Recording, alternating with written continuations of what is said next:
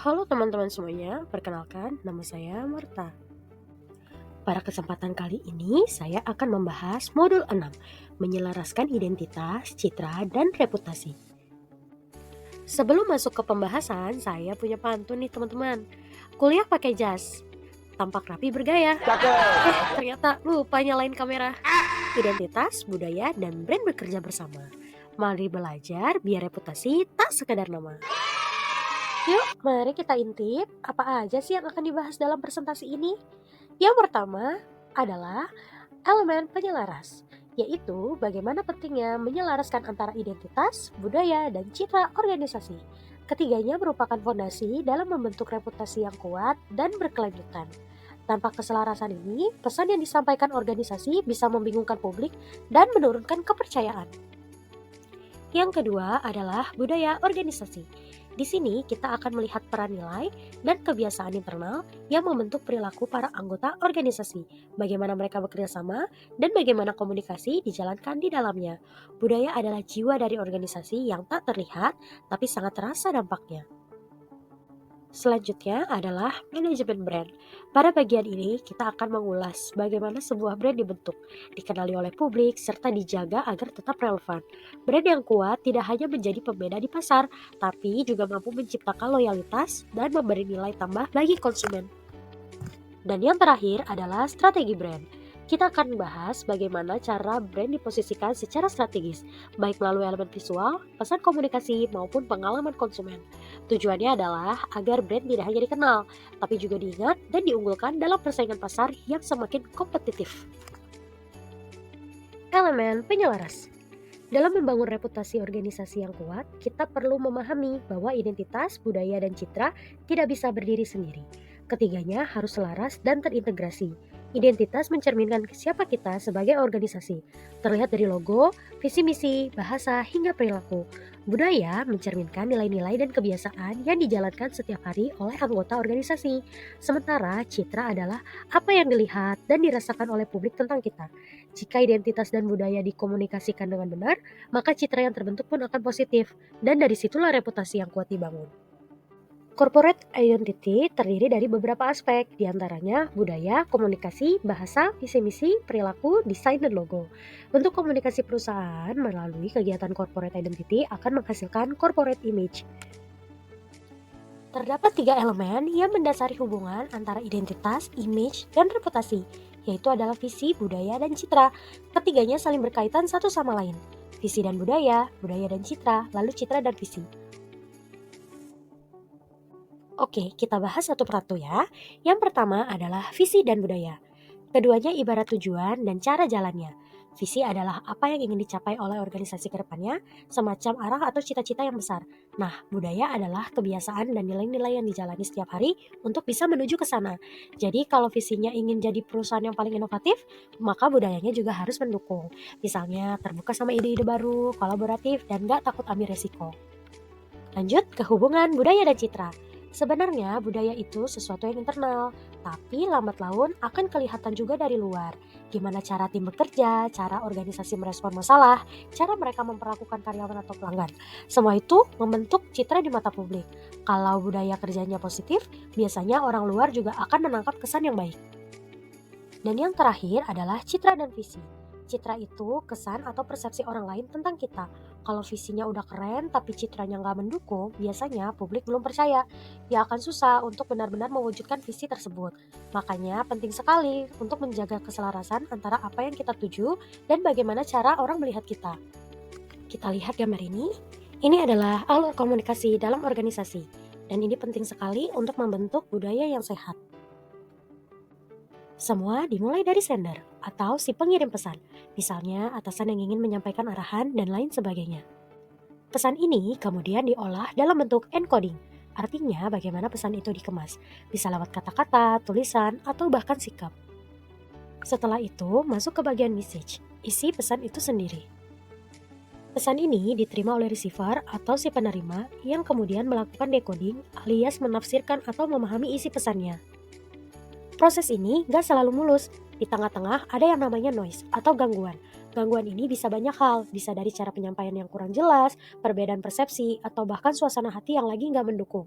Ini yang kadang-kadang bikin komunikasi jadi salah paham. Ini yang terakhir, ada yang namanya feedback atau umpan balik. Ini penting banget karena dari feedback inilah kita tahu apakah pesan tadi berhasil dipahami atau belum. Dan dari sinilah komunikasi jadi dua arah, bukan cuma menyampaikan, tapi juga mendengarkan. Kalau komunikasi seperti ini berjalan lancar di organisasi, maka kerjasama dan budaya positif juga akan tumbuh lebih kuat. Sekarang kita masuk ke jenis-jenis budaya organisasi. Setiap organisasi itu bisa punya pendekatan yang berbeda, tergantung nilai dan kebutuhannya. Di sini ada 4 jenis budaya yang umum ditemukan. Yang pertama adalah budaya adaptasi. Ini cocok untuk organisasi yang dinamis, karena fokusnya adalah respon cepat terhadap perubahan lingkungan eksternal.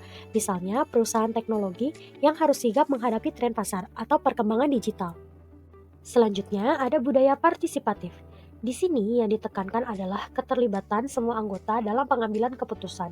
Jadi semua suara dihargai, dari level atas sampai level bawah. Contohnya, startup kecil yang sering brainstorming bareng tim untuk menentukan langkah ke depan. Kemudian budaya misi. Organisasi dengan budaya ini sangat berorientasi pada tujuan dan bagaimana visi organisasi disebarkan keluar.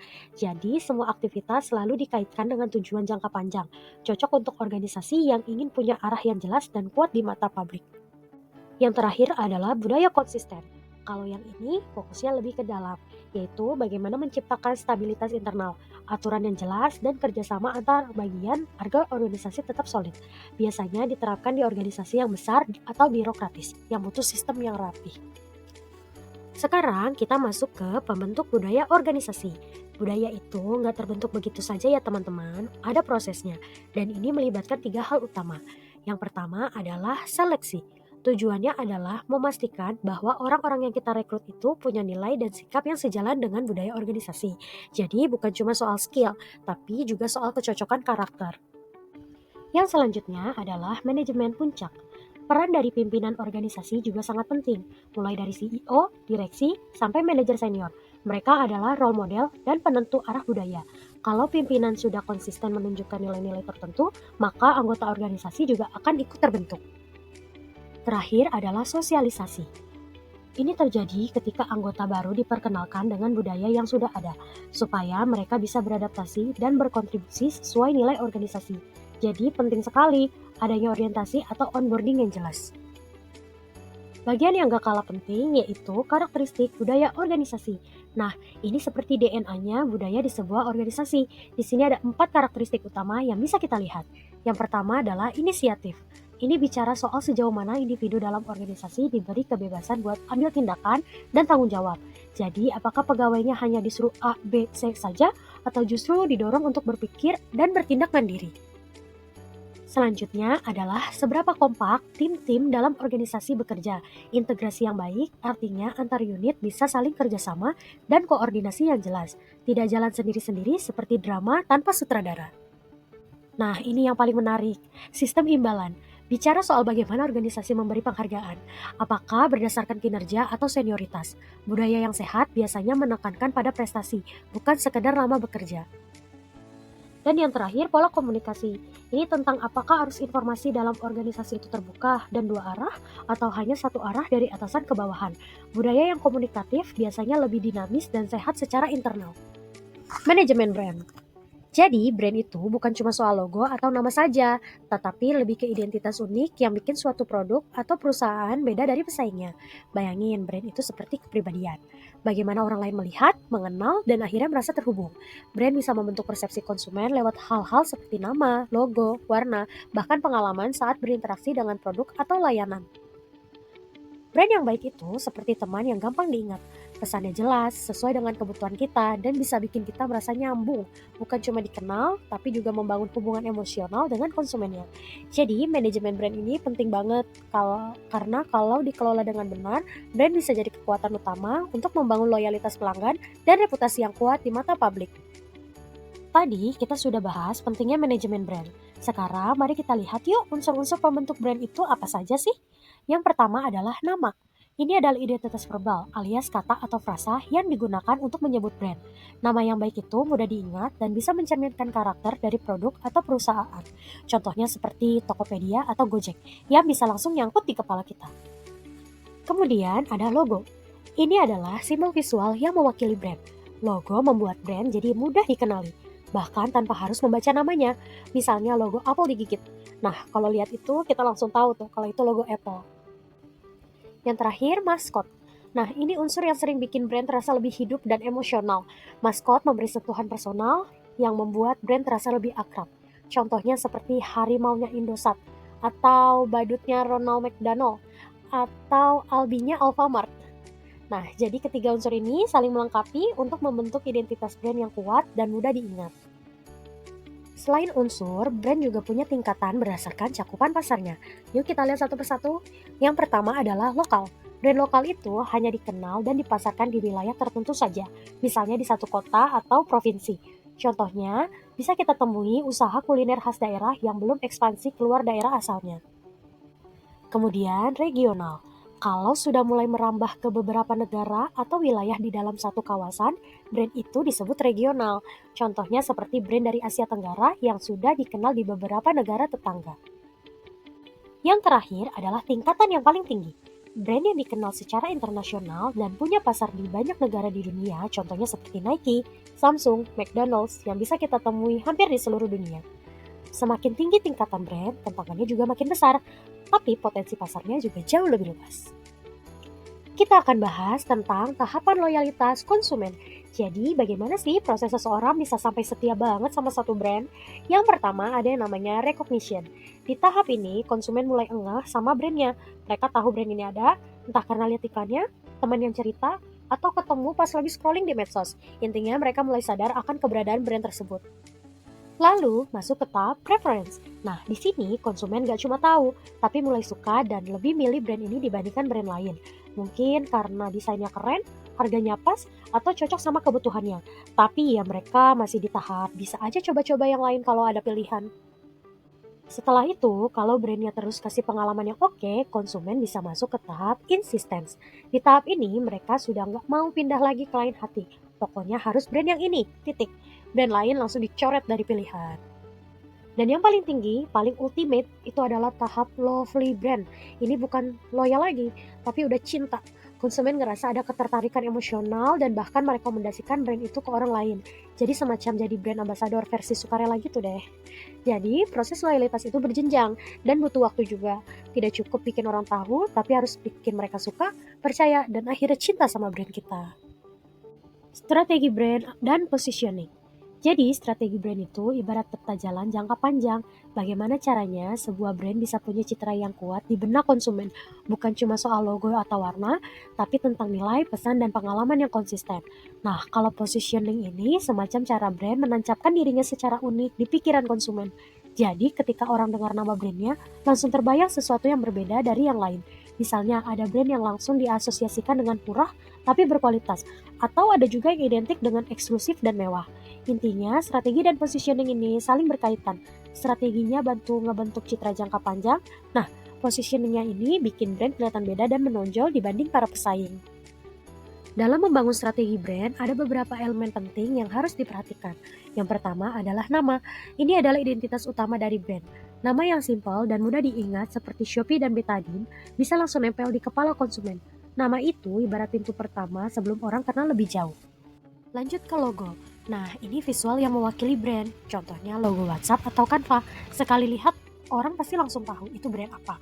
Logo yang kuat bisa bikin brand mudah dikenali, bahkan tanpa perlu nama tertulis. Kemudian ada slogan. Ini semacam catchphrase atau kalimat singkat yang menggambarkan nilai brand. Seperti Just Do It dari Nike. Pendek tapi penuh makna dan kuat banget posisinya. Berikutnya ada suara brand. Ini lebih ke gaya komunikasi atau bahkan jingle. Contohnya I'm loving it dari McD. Sekali dengar langsung kebayang deh McDonald. Kemudian ada juga domain, yaitu alamat website. Contohnya seperti www.shopee.co.id. Domain ini penting sekali di era digital karena jadi tempat orang mencari informasi atau belanja langsung. Dan yang terakhir adalah karakter. Ini bisa berupa maskot atau tokoh yang mewakili brand, seperti Albi dari Alfamart atau Ronald McDonald dari McD. Karakter ini bikin brand terasa lebih hidup dan dekat dengan konsumen. Ekuitas merek itu adalah nilai dari sebuah brand di mata konsumen. Gimana cara mendapatkannya? Salah satunya lewat komunikasi pemasaran yang konsisten. Jadi, kalau brand terus-menerus menyampaikan pesan yang sama dengan gaya yang khas, lama-lama orang akan mudah ingat dan kenal. Bahkan, mereka langsung kebayang brandnya cuma dari warna, gaya bahasa, atau tagline-nya. Kenapa ini penting? Karena ekuitas merek yang kuat itu bisa menciptakan nilai jangka panjang. Konsumen gak cuma beli sekali, tapi jadi percaya, loyal, dan bahkan beli berulang kali. Hubungan emosional antara brand dan konsumen juga jadi lebih dalam. Bisa dibilang, ekuitas merek itu investasi jangka panjang. Makin kuat mereknya di benak konsumen, makin besar pula peluang brandnya buat terus tumbuh dan bertahan di tengah persaingan. Setelah tahu pentingnya ekuitas merek, sekarang kita bahas gimana sih cara membentuknya. Nah, ada 3 hal utama yang sering dipakai brand untuk membangun ekuitas, yaitu iklan, promosi, dan event khusus. Yang pertama adalah iklan. Iklan itu media utama untuk menyampaikan pesan brand ke audiens yang lebih luas. Tujuannya jelas, biar orang tahu dulu, kenal, terus lama-lama terbentuk citra yang melekat. Semakin sering konsumen melihat pesan yang konsisten, semakin kuat juga kesan yang tertanam. Lanjut ke promosi. Ini biasanya berupa diskon, bundling, cashback, atau bonus pembelian. Fungsinya untuk kasih insentif agar konsumen mau coba produk kita. Kalau mereka suka, ada kemungkinan mereka akan balik lagi dan akhirnya loyal. Dan yang terakhir adalah event khusus. Ini lebih ke pengalaman langsung seperti launching produk, konser, workshop, atau campaign offline maupun online yang melibatkan konsumen. Disinilah hubungan emosional mulai terbentuk karena mereka merasa jadi bagian dari brand itu sendiri. Supaya ekuitas merek bisa benar-benar kuat, ada 3 hal utama yang harus dimiliki oleh brand. Ibaratnya seperti kaki-kaki penyangga. Kalau salah satunya lemah, brandnya bisa jadi goyah. Yang pertama adalah keunikan. Brand harus punya sesuatu yang paling beda dari pesaing. Entah itu dari segi desain, layanan, atau bahkan cara berkomunikasi. Pokoknya harus punya ciri khas yang bikin konsumen ingat dan bisa bilang, oh ini banget gaya brandnya. Yang kedua adalah kualitas. Sebagus apapun iklannya, kalau produknya nggak memuaskan, ya akan susah mendapatkan kepercayaan. Jadi kualitas harus konsisten, memenuhi ekspektasi konsumen, biar orang nggak cuma sekali beli, tapi jadi langganan karena puas. Dan yang terakhir, komunikasi yang efektif. Maksudnya, brand harus bisa menyampaikan pesan secara jelas, konsisten, dan nyambung sama target audiens. Jangan cuma kreatif, tapi juga relevan dan bisa bikin konsumen merasa, ini gue banget. Nah, kalau ketiga elemen ini jalan bersama, maka brand akan lebih mudah membangun hubungan yang kuat, dipercaya, dan dicintai oleh konsumennya. Oke teman-teman, jadi tadi kita sudah bahas banyak hal soal brand, mulai dari strategi, positioning, elemen brand, sampai ke cara membentuk ekuitas merek yang kuat. Sebelum kita tutup, saya punya satu pantun lagi nih. Buka laptop niatnya kerja, malah ke YouTube nonton drama Korea. Brand kuat tak hadir begitu saja, perlu strategi, budaya, dan citra yang terjaga. Brand yang kuat memang nggak bisa instan, butuh waktu konsisten dan yang pasti strategi yang tepat. Terima kasih teman-teman untuk perhatian dan waktunya. Apabila ada pertanyaan, bisa ditanyakan di dalam forum. Sampai jumpa.